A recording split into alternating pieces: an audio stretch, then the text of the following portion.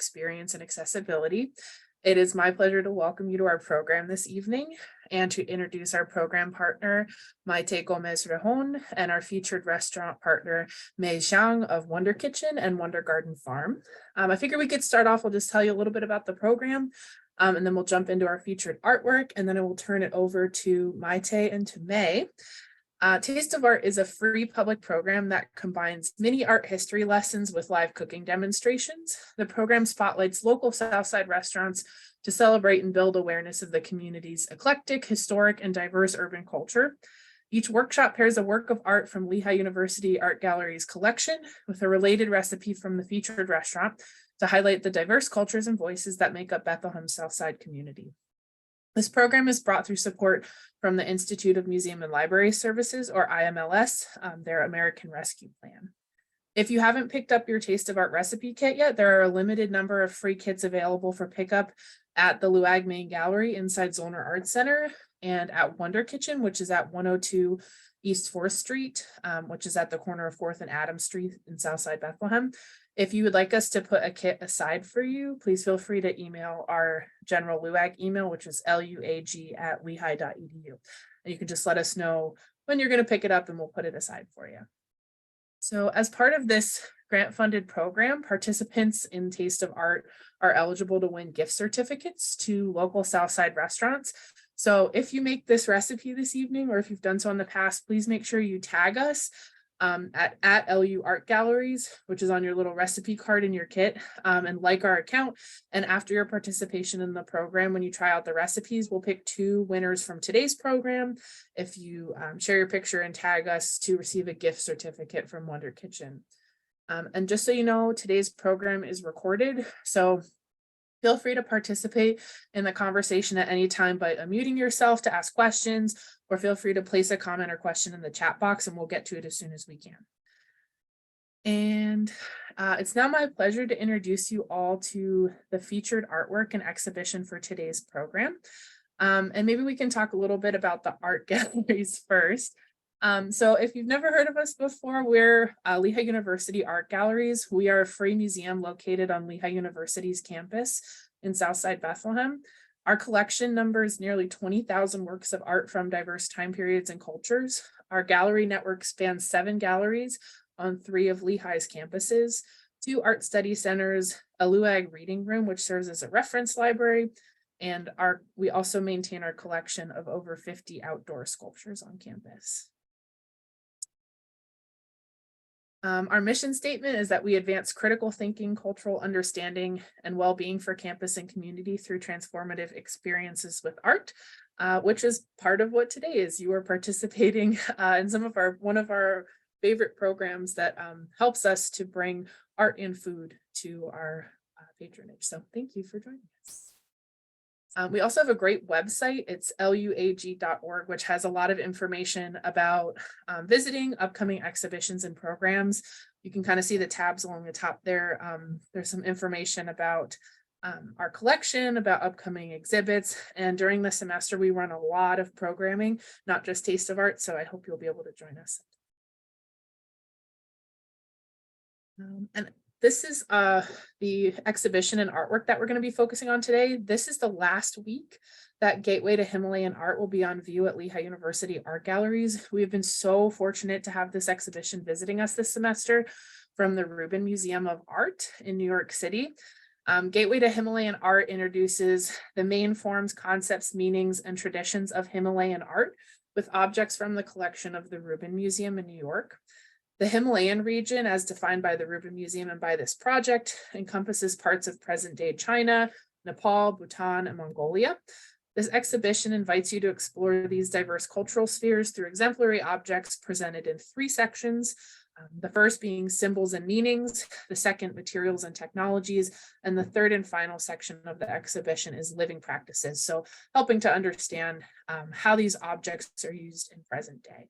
So it's a really wonderful exhibition. And like I said, it's open through, we're open 11 to 5 every day for the rest of this week. And Friday is the last day. So please feel free to come visit us in person. But we've got some images on our website too, if you'd like to check those So now I will turn it over to Stacy. She's a great example of one of the works that's in this exhibition, and I hope you enjoy and that you can come see us in person. Thank you so much. Thanks, Elise. So yeah, we are just so thrilled to have this exhibition on view at Lehigh University. This exhibition will be traveling to other venues across the country for the next 3 years, and we were the first to host it. So it's been just a wonderful opportunity to learn more about the Himalayan region and through the artwork that was presented in the exhibition. One of these artworks, which connects really well, I think, with the idea of plants and herbs and the way that the Silk Road brought different opportunities across the world for medicine and healing and cooking, is this medicine Buddha painting, which is a tanka on view in the galleries. Within the center of this painting, we see the medicine Buddha presented and surrounded by a mandala-like palace that really is to signify how the medicine Buddha is offering teachings and explaining the science of healing to the 4 groups of disciples, as it is explained on the Rubin Museum's website. Those 4 groups of disciples are gods, saints, Buddhists, and non-Buddhists. And really the idea is to represent a holistic world where everything has some sort of use and function for healing. The way that this painting is kind of shaped also shows us that the Buddha is surrounded by 4 mountains in cardinal directions, north, east, south, and west. And each section, north, west, south, and east, are all perfect environments for growth for different types of medicinal plants. And each of the plants that are surrounding the Buddha are medicinal plants that are used in healing and are grown in each of those parts of the world. So this is a great example of how these tanka paintings were used to not only pass down stories, traditions, and teachings, but also used to document and share medicinal practices, as well as kind of cooking principles and ways that natural world can help heal and grow us in different ways. So we thought this was a beautiful example and a great opportunity to connect us with the ways that food is an important part of our culture. And with that, it's my pleasure to introduce you to Mei Xiang of Wonder Kitchen. Mei is also the owner of the Wonder Garden, which is a farm close by to Bethlehem in Hellertown, which is where she started her business and connects her farm to table practice for the restaurant. I'm going to add you, Mei, as a spotlight here. And Mei, we'd love for you to tell us a little bit about how you got started with both Wonder Garden and Wonder Kitchen, and then how we kind of came to this recipe today that we're here featuring with Maite. Yeah. Well, we want first beginning we want to start an organic farm, which is my husband's dream, because we kind of tired about all the food we don't really trust from other place. So I think organic is the only way we can do for the farming, for the health, for the family, so we started the Wonder Garden since 2018, but we're actually farming in 2019, so it's about like 4 years now. And the plant owner of the Wonder Kitchen is Jenny Squally. Jenny is the one supported our farm, so she bought a lot of veggie from my place, and so I started to learn something about the kitchen, the restaurant, something like that. And then she wanted to retire, and said, okay, this is a chance we can take the restaurant. So I think, well, let's do farm to table. It's a good idea. Why not?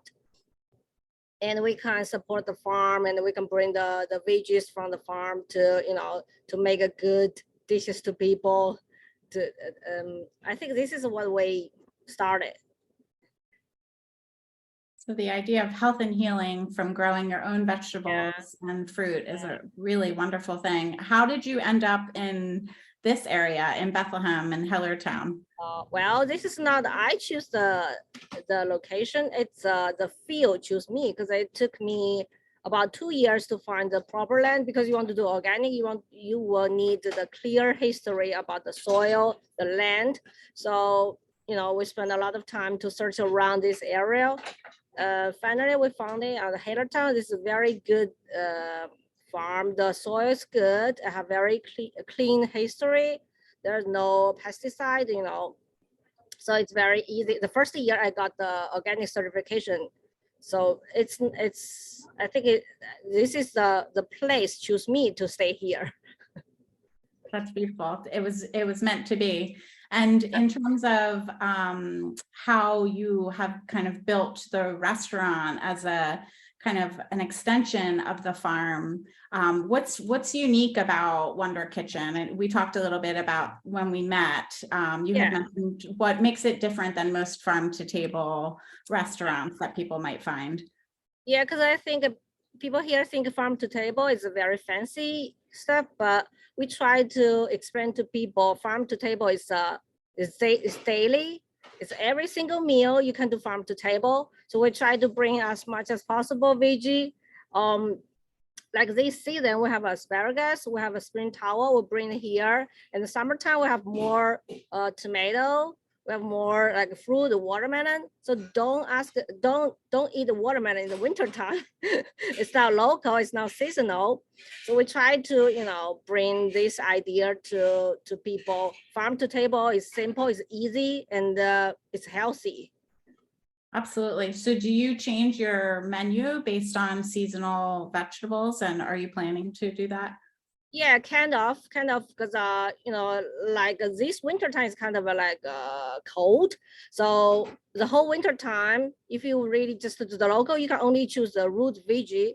We also work with other local farms. So someone has a greenhouse, so we can have some like now I have early cucumber and the cherry tomato. We can bring it here. But yes, we think about to change the menu seasonal, but it depends what we have. So I will now say, okay, we change it every month. We'll see what we have. That makes sense. So how did we end up with this beautiful recipe that we're going to be making today, the kimchi recipe? Yeah. Well, online for sure, because I'm a big kimchi fan. And I searched around. There are so many different ways to make a kimchi, and there are so many different types of kimchi. I would say Korean people make the best kimchi in the world. So I found some recipe, and also I asked my friend, a Korean friend, you know, they give me some idea. You know what? You don't need to do that fancy one. You do some home style, simple but taste good. So that's the recipe come out. We change a little. We don't really put a lot of like fish sauce, you know, shrimp paste. Also, people can put the raw fish there.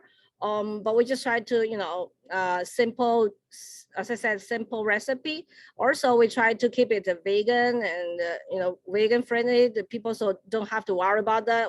You eat some raw fish there and a lot of like other stuff. So we just keep it as simple as possible. Great. Well, we're excited to try this recipe this evening, and I welcome our audience this evening to ask questions to Mei and to Maite as we begin cooking. But I'm excited to dive in and to learn more from you, Maite, how kind of kimchi and the how all of these spices and all of these things came to be, and all the wonderful benefits that there are for your health with kimchi as well. So I'll turn it over to you, Maite, and thank you, Mei, so much for being here today and for sharing your recipe with us from Wonder Kitchen. Pleasure. Thank you, Stacy and Elise and Mei. I'm so excited to make kimchi. I love kimchi. I always have kimchi in my refrigerator, but I've never thought that I could possibly make it.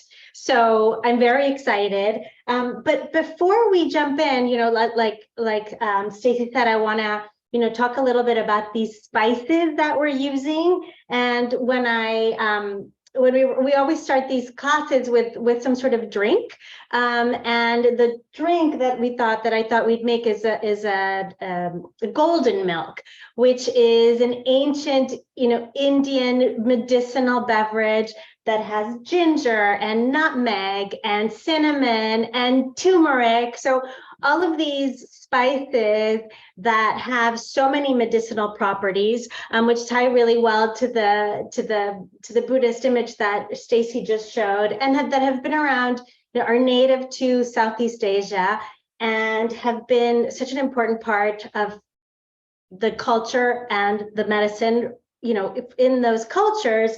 So I thought we'd make that. But when I mentioned turmeric, May, you were like, oh, I grew turmeric on my farm. That's perfect. So I was very, very, very excited. So I want to talk to you about that, I love this idea of the farm to table, and I try to eat seasonally as much as I can. I don't, of course, always. I had pizza for lunch. That doesn't really count. But I try, to eat seasonally as much as I can, and just to eat, fresh. And just, I also love the idea of something like kimchi, which has been around in Korea for thousands of years, something like 3,000-4,000 years. And it's sort of the opposite in a way, right? It's this, it first emerged by trying to preserve food to store during the winter. So it's this fermented, fermentation, pickling. So it's a way of taking what is seasonal and stretching it out. So it just, and this whole concept of transformation, I think, is so interesting. And, Stacy, when you mentioned the Silk Road, is this whole, idea of this exchange, of ideas and of ingredients and of spices and of concepts, for so many years, cooking techniques, of course, being one of them.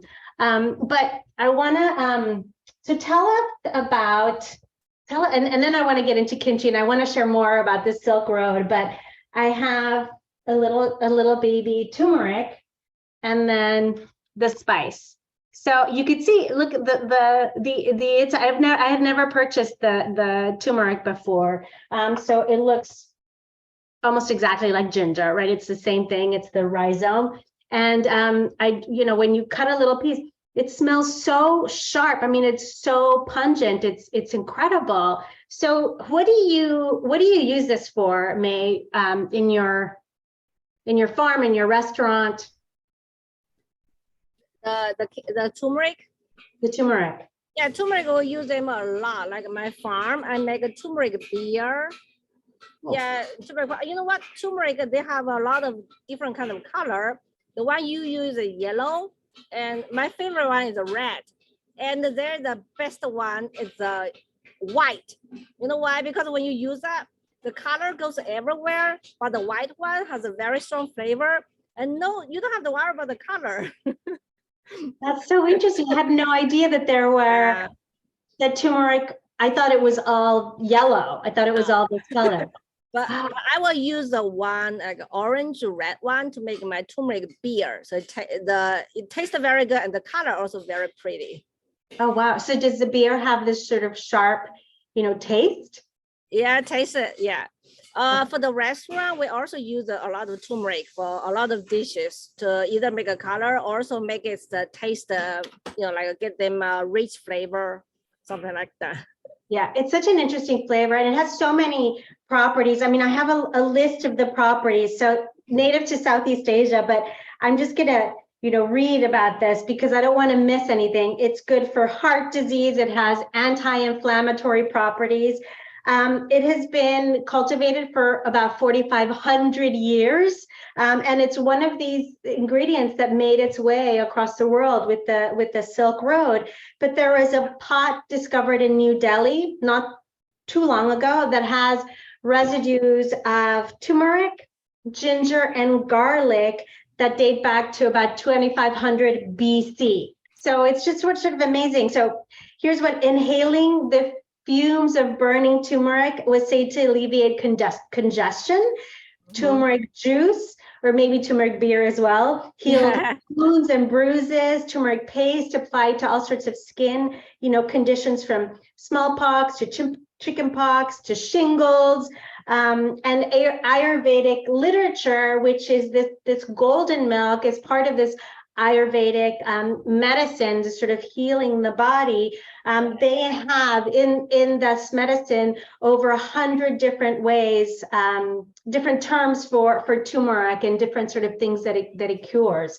So, well, before we continue talking about this, I want to start making this golden tea and then jump into the history. So, most of the ingredients that we're using today, if not all of the ingredients, I think most of the ingredients, except for one ingredient, are native to South and Southeast Asia, including the coconut tree. So the coconut is the world's most useful tree because you could get food and water from the coconut.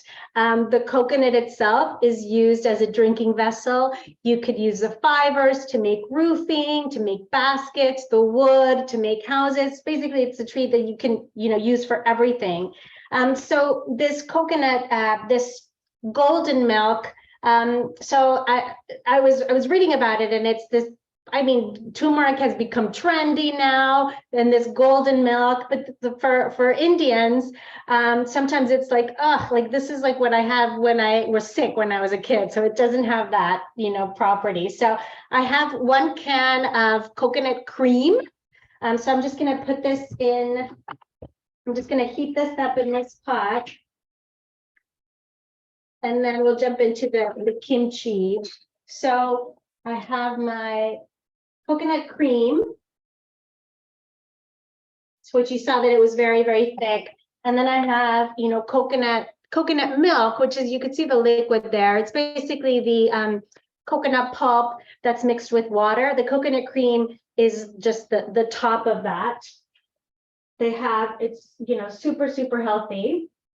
So coconut milk, coconut cream. I'm going to add a tablespoon of honey to this, just to give it a little sweetness. Half a teaspoon of cinnamon.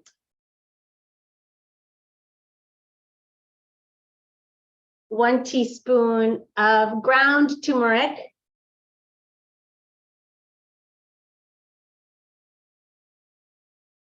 And what else do I have here?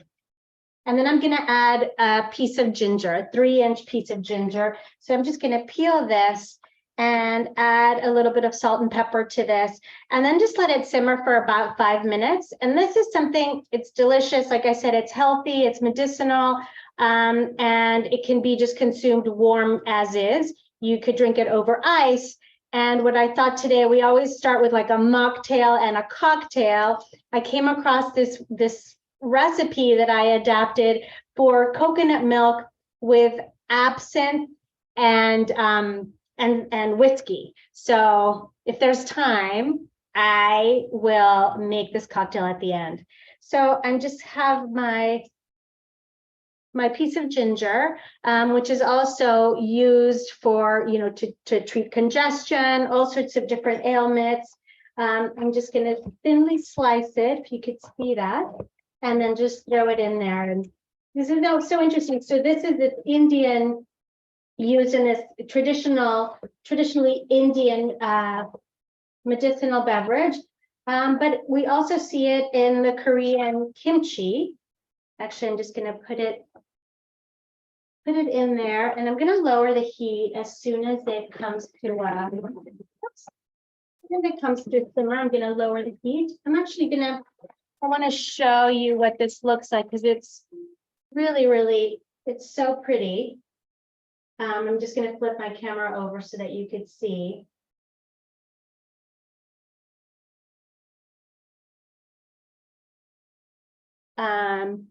And then I want to talk about the Silk Road. But here you can sort of see the colors, and all of this is going to turn this beautiful turmeric color. I decided to use the ground spices. And then the last thing that I'm going to do is just add a little pinch of salt. And little bit of black pepper, little pinch of black pepper. So all of these properties are going to, this is going to be very healthy, and with the little whiskey, even more so. This is great in the winters if you have a cold, sort of the perfect. I'm just going to let that simmer. But I want to talk a little bit about the Silk Road that we're sort of alluded to. Stacy, if you don't mind, if you wouldn't mind bringing it up on the screen, I just want to talk about it for a minute. Because, given this Himalaya, Gateway to Himalaya exhibition. So the Silk Road, it just sounds so romantic, this term, the Silk Road. So it was basically these routes. There was no one continual road, but it's a series of routes through land, through sea, that really connected the world, the ancient world. It went from China, and even further east, Korea and Japan, and it connected that Asia all the way to Europe, basically through the Middle East, all the way to India, even parts of West Africa and Egypt, all the way to modern day Turkey, Constantinople, and Venice in Europe. So in Venice then supplied what was exchanged from the Silk Road through the rest of Europe. So it was basically this exchange that started around 130 BC and lasted until about 1453.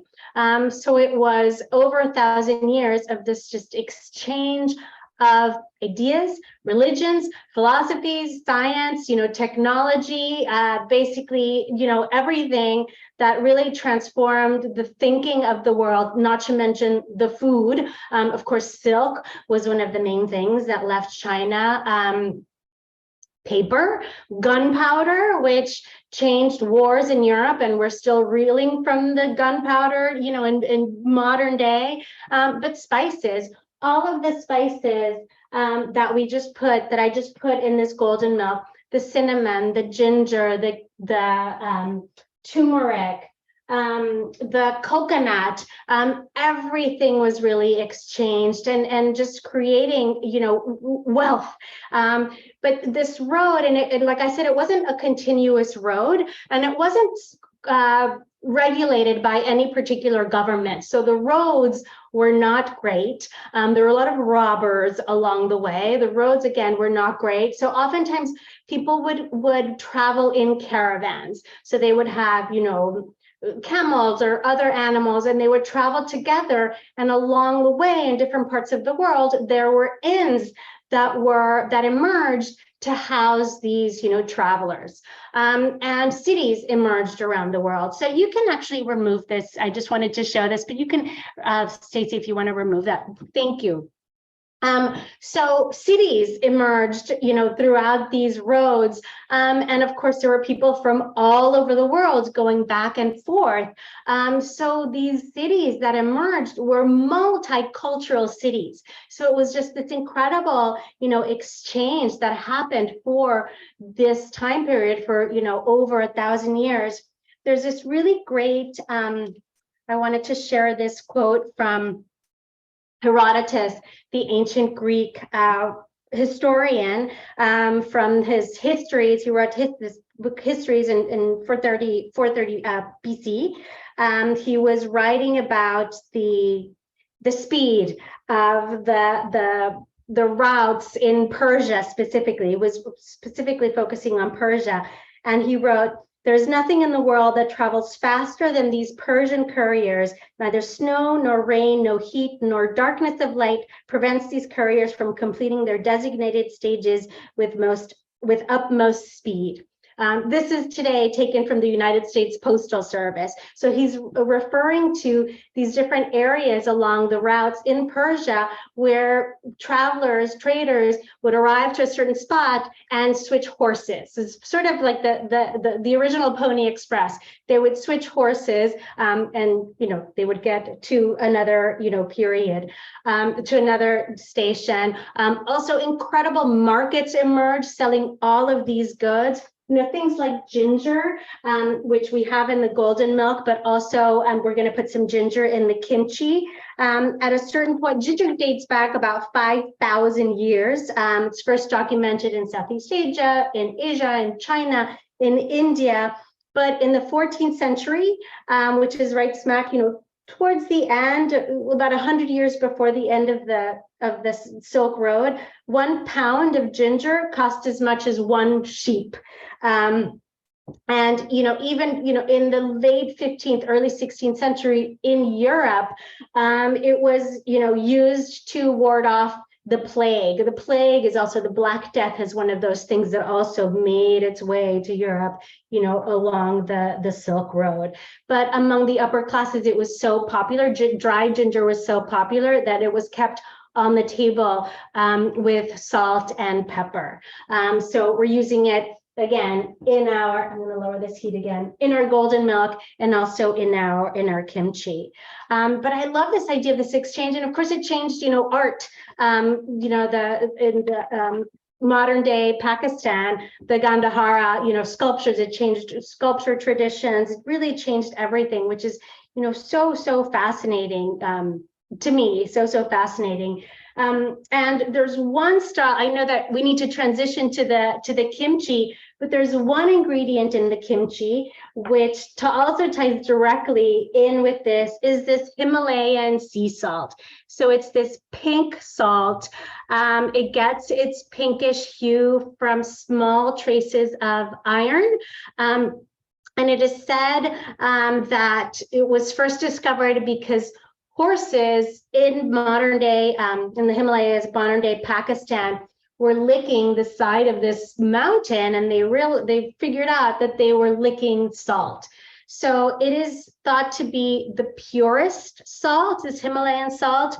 It is mined, so it's not like from a salt bed, but it's actually mined, hand mined, hand crushed, hand washed, and then dried in the sun. And it's thought to be, again, the purest salt that available. It is still harvested. Sorry, I want to get the name of this place where it's mined today. It's the Kawara salt mine in Pakistan, is where much Himalayan salt is mined to date. And it is the oldest salt mine in the world. So most of it is this light pink, but if you look closely, actually I can flip this over so that you can see how some of it is. So it's quite pink, but some of it is a little bit white.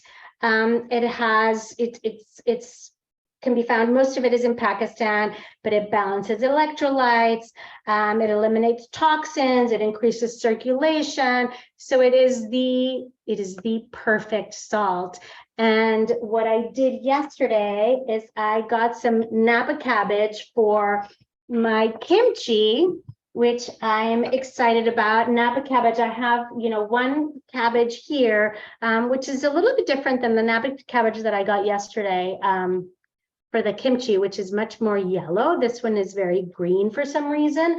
But Napa cabbage is actually native to China, and it hasn't been used in kimchi in Korea only since the 19th century. It was introduced into Korea in the 19th century. And so, but like Mei said at the beginning, kimchi was basically made with everything, with you know, using fish and using, you know, anchovies and sort of different, you know, different vegetables, different ingredients. But this particular Napa cabbage has not been used in kimchi since 1850. So what I did yesterday, actually around this time yesterday, is I took my kimchi, I'm sorry, not my kimchi. I took my cabbage and I just cut it in half and then into 1-inch pieces. And I'm just gonna do that a little bit with this. May, do you have any idea why this cabbage is so different than the yellow one that it's so different. One of them is so yellow. The one that I got yesterday, there was only one in the store. I went to a different store today just to demo, and it's just totally different. Well, it's a good question because when I grow my napkin cabbage, actually I didn't realize there are so many different variety. I think the one you use is I don't know how to say, but I would like to use a yellow one because the yellow one tastes more sweet. Okay. It's juicy and more juicy. In my farm, I also grow like the purple one or something like that. But I try so many different type of napkin cabbage. The best one is the yellow one. Is the yellow one? It's okay. better.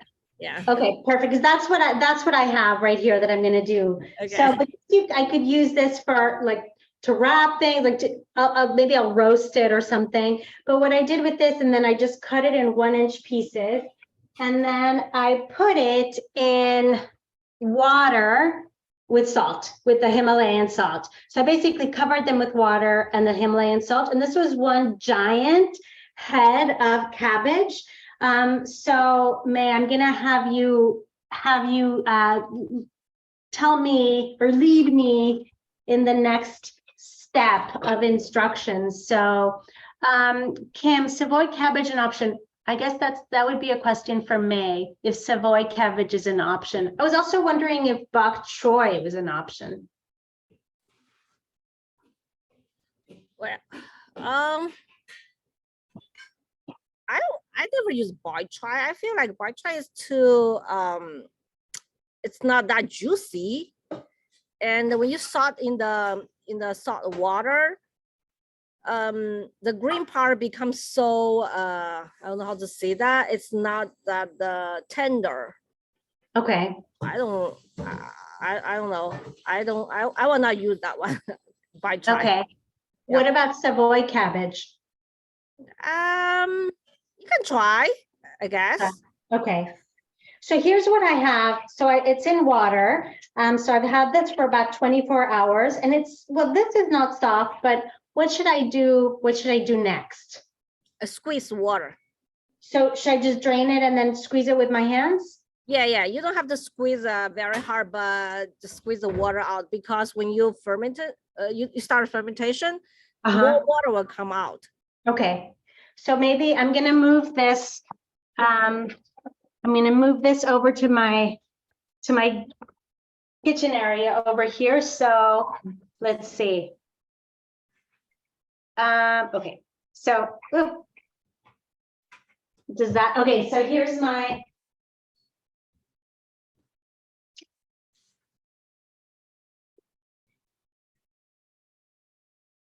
should I do all of this? Yeah. Okay. And I don't have like a pot like large enough for this. Can I just make the kimchi in here? Yeah. Yeah. As Okay. long as you cover it, yeah. Okay. So do I need to dry this, or is this okay? It's okay. As long as it's clean, it's okay. Yeah, it's You clean. don't have to dry it, yeah. So how do I just squeeze it with my hands, or is this okay? Yeah, you can squeeze by your hand. It'll be good enough. Okay. Okay. How long do you make the kimchi for your restaurant? Have you always made kimchi? Pardon me? Is this something that you grew up with, grew up eating, or is this just something that you love? I love kimchi. Every time I go to Korean restaurant, I always have them kimchi dishes with tofu, with the fried rice, and they make everything with kimchi. It's so good. It's like the perfect side dish. Yeah. Yeah, whenever I live in Los Angeles and very close to Koreatown, and there's some great Korean barbecue places. And the best thing about the Korean barbecue are the sides, and it's Yeah. particularly the kimchi. I don't know if you could see, yeah, there is some water that's squirting. This is just like an end that's really hard. Keep it in. You can separate them. I think separate them would be better. Okay, I'll separate these pieces. They came to the. So most Korean people, when they make kimchi, they make the whole kimchi. They just cut the whole thing in half, and put the paste layer by layer. But the way I make it, just simple, the home style one. It's easy because every time you don't really make a lot. Okay, perfect. Let me bring this over. Okay, I'm gonna bring my computer back over here, and then we can start making the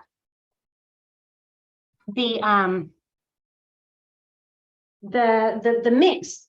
So I have the one kimchi here. So everybody saw I squeezed all of the water out, and then I'm gonna make the paste. So basically the paste has and let me know. I know that the original recipe you make it for for a large scale, but let me bring the blender. So here I'm gonna do 1/4 of the onion. Does that sound about right now that you can see how much this is, or half? Do you know how? Because it's hard to tell. I use a 6-pound big napkin cabbage. So how big of your cabbage? It was about 2.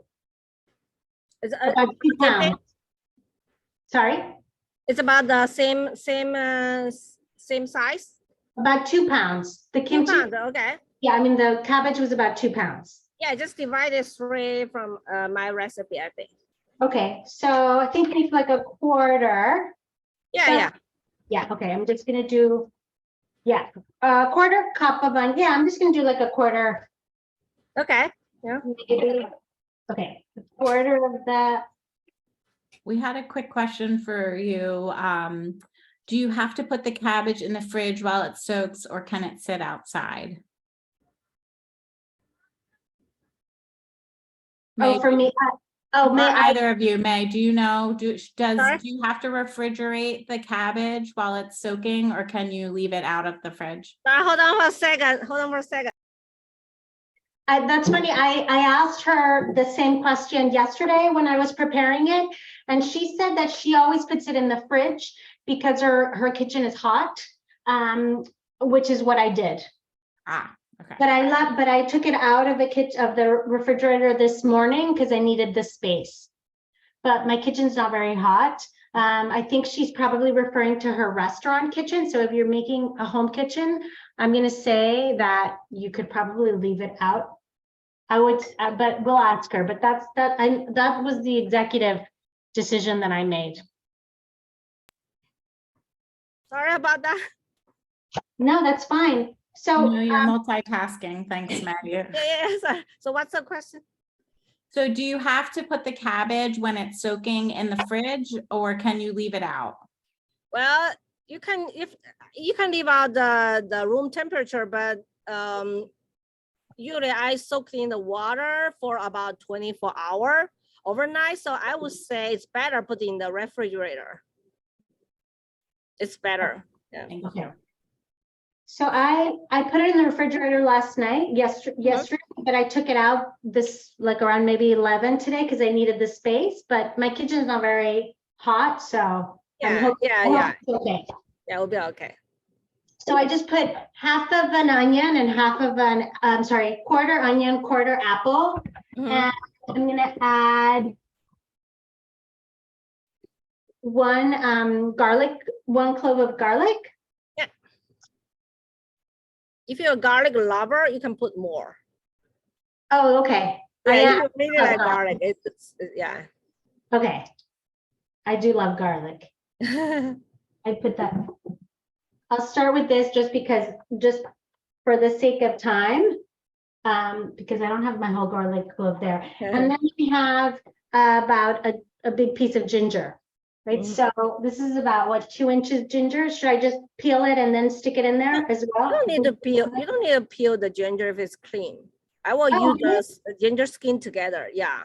Oh, okay. Oh, that's interesting. I've always peeled my ginger. Yeah. Now I won't. If it's clean, then it's okay to just use it all. Is that too much? Use all of that? Is that too much? I would say it's too much. That is just for the whole, the whole. The whole recipe. Yeah. So how much should I use? Like this much or less? Left hand. Yeah. That much. Is this good? Yeah. I think it's enough. Okay. And okay, so I have that. And then the red pepper flakes, 4 tablespoons of chile. Because I will use a Korean gochujang. That is better. Make it the color and it's not that spicy. So what kind of? Can I ask what kind of chili pepper you use? I just use the red pepper flakes, but I think I have some of the Korean because this was what was on the recipe. Hold on. I think I have some Korean pepper.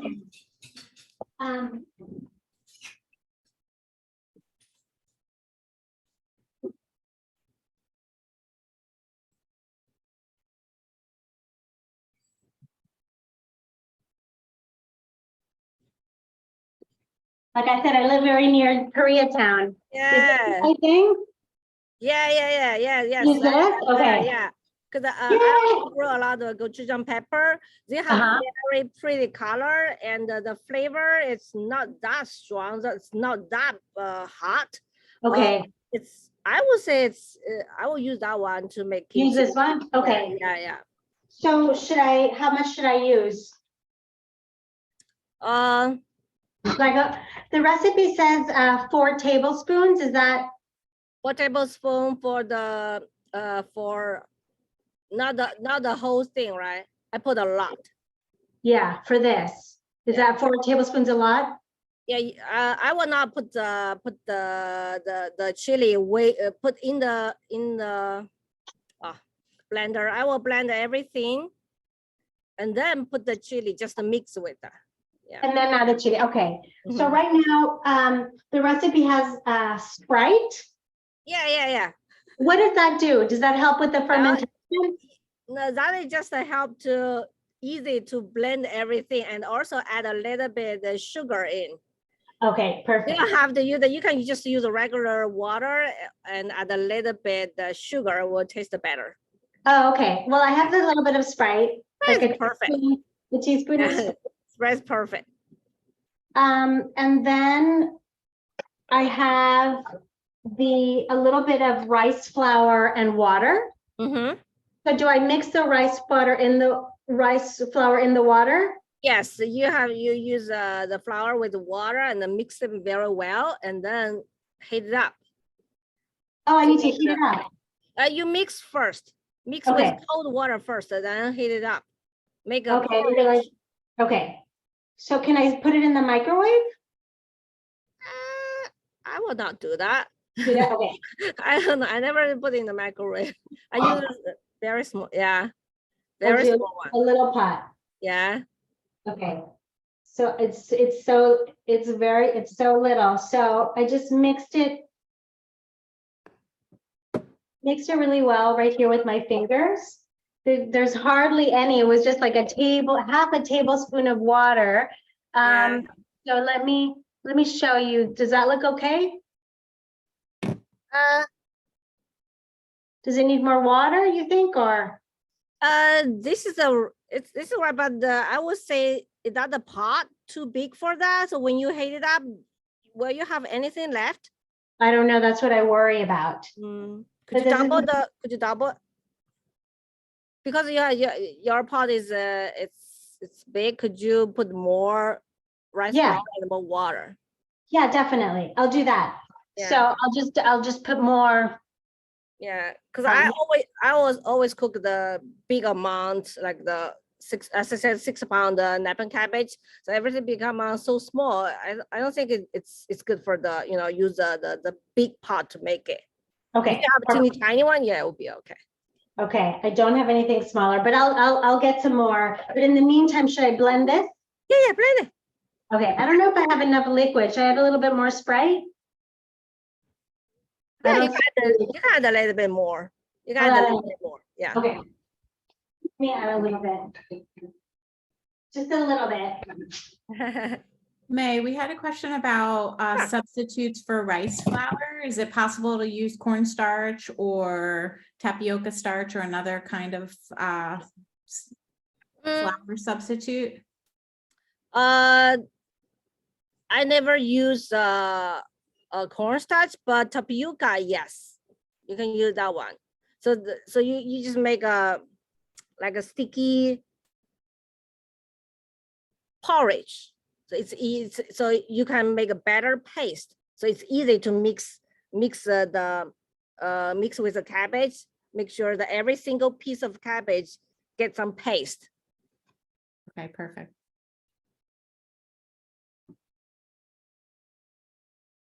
Barbara said she did an internet search and almond flour was an option. I don't know if you've ever used that, May, for kimchi. What flour? Almond flour instead of No, I don't think so. almond flour is much thicker than tapioca powder. Yeah, tapioca also a little bit too sticky, but it could if you don't have the rice flour, yes, you can use that. But too sticky, it's hard to deal with because yeah.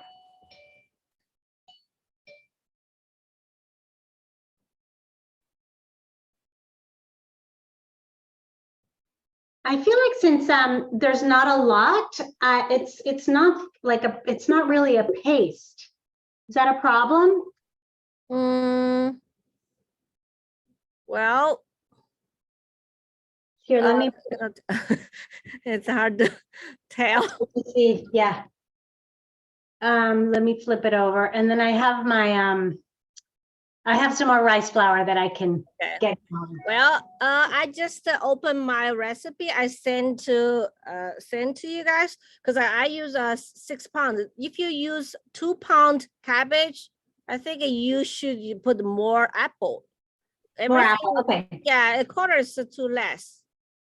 Okay. So let's see. Should I do half an apple? I would say more. Okay, maybe I'll do 1 apple. Yeah, because you can make make more paste, but it's easier to handle. You don't have to use them all. As long as it mix with the cabbage, it will be all right. Okay, yeah, perfect. Yeah. Yeah, once I cut up the cabbage, I was like, wait a minute, this is a lot. Yeah. Okay, so I should do the rest of my onion too. Yeah. Okay, so, and I'll get the, I have the rice flour from when we did the very first Taste of Art with Jenny's Koali. Oh, really? Yeah, Oh. that's where I went to a Korean Thai market to get the brand that she. Maybe maybe that's Thai chili. It'll be very spicy. No, I'm not using Thai chili. The flour. Try a little more ginger. Yeah, one more piece, I would say. Okay. Yeah. One more piece, and then what I'm gonna do is I'm just gonna add more. I'm gonna make another little slurry of. So should I do like maybe a tablespoon? Yeah. Or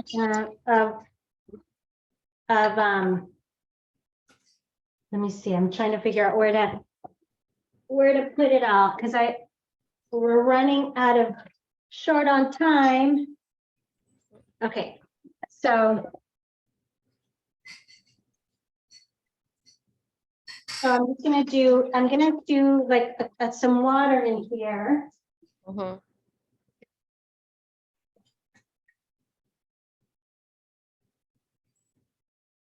So I put 1.5. So I'm gonna do 3 3 tablespoons. I'm sorry, 3 teaspoons of rice flour. Okay.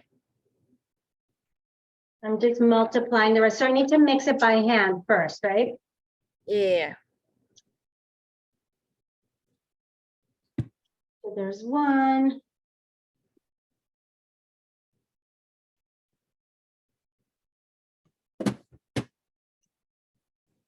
Okay. And hopefully, Yeah, you mix it with water, cold water, and then. put And in then the heat. whole heat. Yeah. Once it becomes sticky, you can take it out. okay. It should be sticky because this is not No, when you sticky. put it in the heat, when you put on the heat, Oh, I see. it Okay. becomes sticky. Yeah, become like a porridge stuff. Ah, okay. Okay.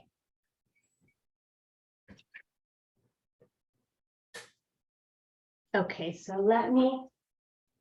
I'll heat that and then I'll blend the rest of my, I'm gonna move I'll serve this in a minute.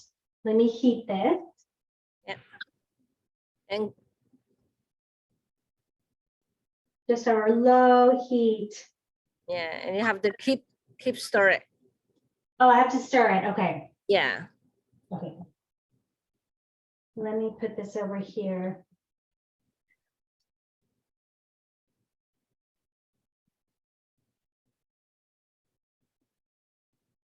So I have to continually stir it? Mhm. Yeah.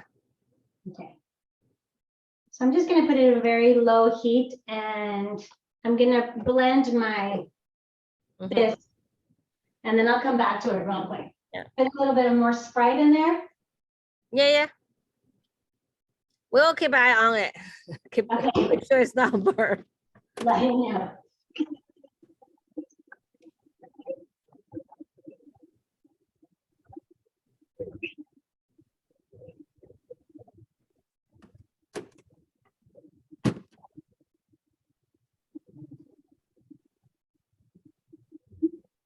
Okay, I think it looks beautiful. I mean, I don't know. Yeah, That yeah. looks- Yeah, that looks right. Okay, where should I put it in a bowl? Yeah, you put it in the bowl and mix with the gochujang powder. Okay. But first this, right? Yeah. Okay. So while we wait for this to heat, I'm gonna put it in a bowl. Mhm.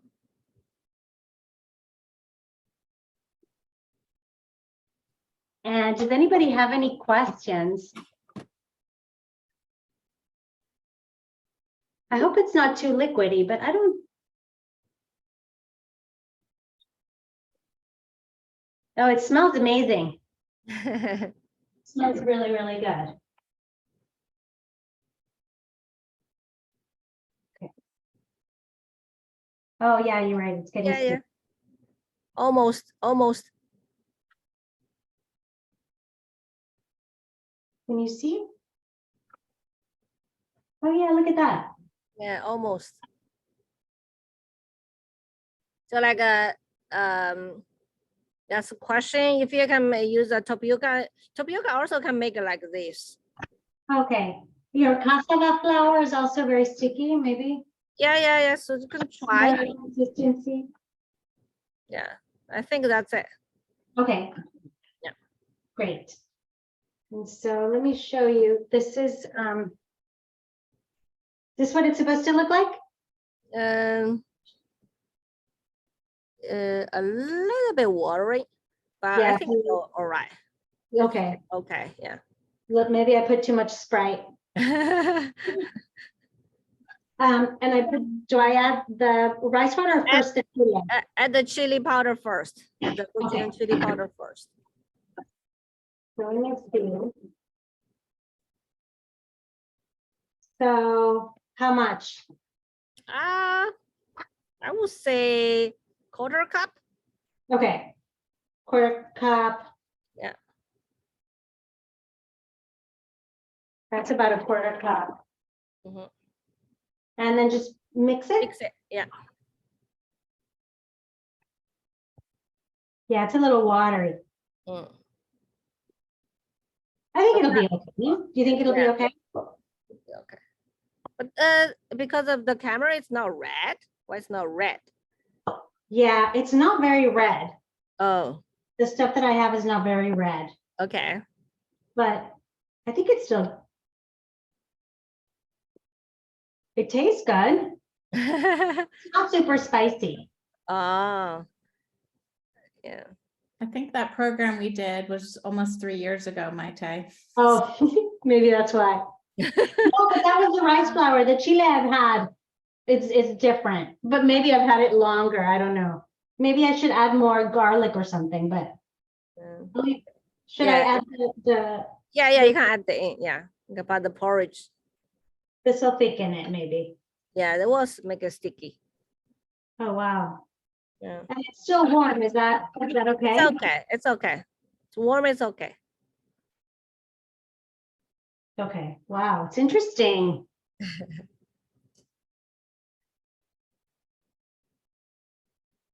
And do I need to add any salt or anything, or is it okay just from the salt that was in the? It's okay. You don't have to add the salt because we will use this to cook food. When you cook the food, if you want to add the salt, you can add salt. Okay. Yeah, you don't have to add the actual salt. Okay. How does this look? It's good, but I just wonder why it's not that red. Yeah, I think maybe it's the bag of chile. It's not that red, Okay. but it's Korean.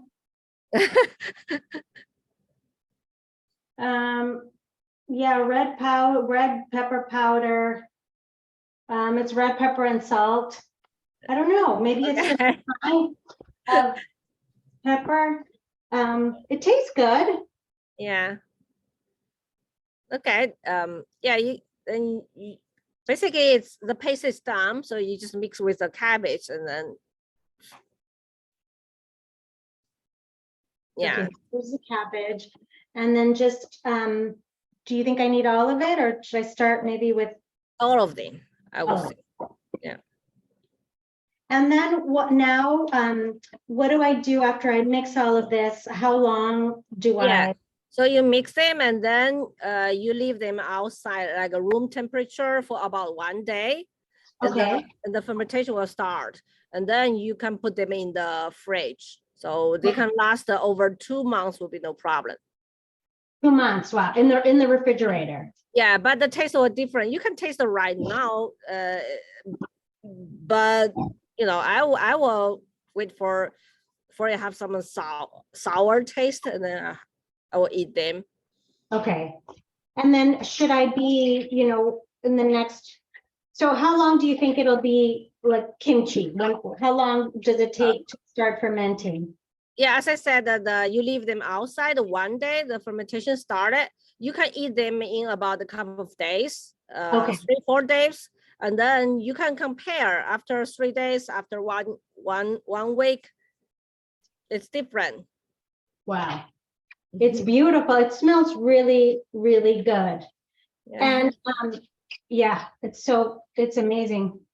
And Yeah. but it's okay to taste now, right? Yeah. You can taste it. It's raw, Mm. but some people eat it like this too. Mm-hmm. Yeah. May, do you have some of your finished kimchi that you could show us? Yeah. It looks pretty, Maite. It's very pretty. It actually tastes really good. I think I might I'm gonna remove these like big chunky pieces. I think I might make a garlic paste. It's very gingery. I think I might just mix some garlic and just add some garlic to this, like mix it in. Yeah, you can also add some like a radish, like even cucumber, whatever you want. Yeah. I have some radish. Yeah, And then this is I have a couple of Yeah. guys. I'll put those in. So good. And chives, whatever you want, add it there. Okay. So good. So this is what I made. I also use the Himalayan salt to make it. I don't really, like tell there's a big difference something it come out like something like this. So Oh yeah, it's red. yeah, I didn't put anything like a radish, scallion. I don't really put any green stuff because I will use them to cook. So I will add the other stuff later on. But yeah. So May, will mine, I know that mine isn't as red as yours because of the chile that I used, but will this get more red as the cabbage starts releasing liquid, as it starts fermenting, or do I need more paste? I think you need more paste. Okay. Yeah. If you So can, maybe, yeah, if you can use the recipe I gave to you, you know, I would say, I'm not sure about the chili powder because I already, because why I want to use that because the color is really pretty. So I don't know why it's like that color. Maybe we can check if that one, because in Korean market they have a specific chili powder to make the kimchi. They have some very fine one. They also have some you know, like the bigger size. So maybe that one you can compare with them. Maybe it's better. okay, this is the bigger size. I've had this for a long time, so I didn't buy it for this. So maybe that's just used for something else. I don't know, but maybe I'll go back, double the paste. Yeah. And add it to this. Yeah. So that can I still do it tomorrow if I go to the market and get actually this tastes good. Yeah, I think it'll be no problem. Okay. Yeah. Okay. So yeah, so I'm gonna take a picture. I want it to look like yours. I want it to be full of this delicious, just covered in the kimchi. So once I can transfer this then to a jar afterwards. Yeah, to the jar, yeah. Okay. And it'll start getting smaller and smaller as the cabbage starts fermenting. Yeah, they will do a little bit there. So when you put it, try to put them a little bit tight. So, but don't be too tight because they will get the water. So if it's too tight, the water will come out from the lid. Yeah. Okay. And also if you say the fermentation started and your jar is not that big, so you want to lose the lid, like to check it, to let the air come out or something like that. Okay. Perfect. Okay, I'm excited. So it's definitely a process. It's definitely, thank you for walking me through it, because I would have not have known what to do. Yeah. But it's so good. It's so good. You got it. It's not that hard. Thank you. Actually, I'm gonna have a little. I'm not gonna turn this into a cocktail today, but I'm just gonna pour a little bit of my golden milk. Yeah. I got a little bit. It cooled down a little bit, but I just pour a little bit so that everybody can see. Look at this. It's so good. Does anybody have any questions for May, for me, but for May mainly about the kimchi? I know everyone's excited to make it, as I am to taste it, but does anybody have any questions or comments? May, I know one thing that you mentioned to us earlier was that when we are soaking the cabbage, to put something heavy on top. Oh yeah. So what would you to mention about suggest? that part. Yes, my bad.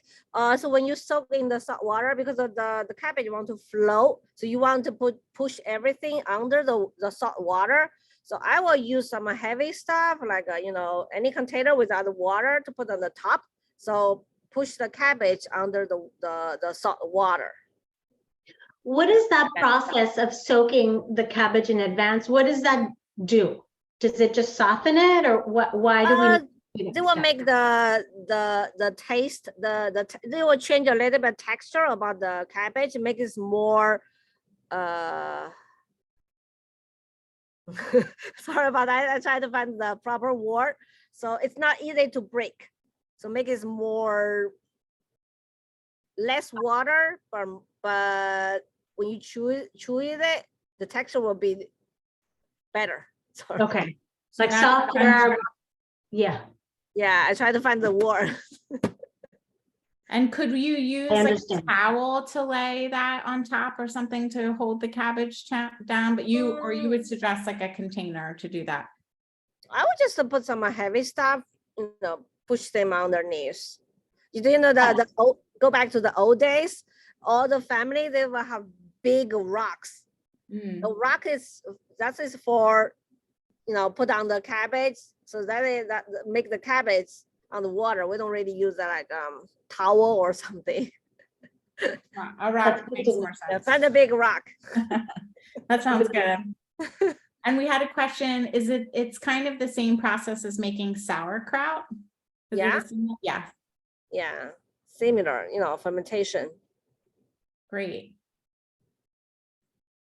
Well, this was a combination of science, culinary history, art, and all the wonderful things that home style cooking, I think, brings to the table in terms of finding the right amounts of things, especially as you become an expert chef and culinary expert. So we appreciate you sharing your time with us this evening, Mei. And of course to you, Maite, thank you so much for demoing the process and for bringing such interesting information and history together and connecting it from Gateway to Himalayan Art to kind of the recipe of kimchi from Korea, and to Mei, who has adopted this recipe for Wonder Kitchen for kimchi fried rice. So this is such a wonderful program. Thank you all so much. We will update the recipe a little bit based on Mei's feedback tonight with Maite, and then we'll send out the video and an updated recipe to everyone tomorrow. So we're grateful for you being here. Thank you all so much again, and look forward to seeing you in future Taste of Art programs. So thank you all and have a wonderful evening. Yeah. Thank you. Thank you so much. Always so fun. Thank you, Mei and Stacy. Yeah, nice meeting you. Thank you. And Maite, send us a updated photo as you I will. ends. I'm gonna add more stuff to it now, and we'll see what happens. I'm gonna take Mei, and I'm gonna take what you said and just go. I'm gonna keep making more paste, since right now that everything is dirty. I'm just gonna keep going. I'll keep you posted. You'll get it. Okay, thank you. Have a great evening. You Bye, too. everybody. Thank you. Bye.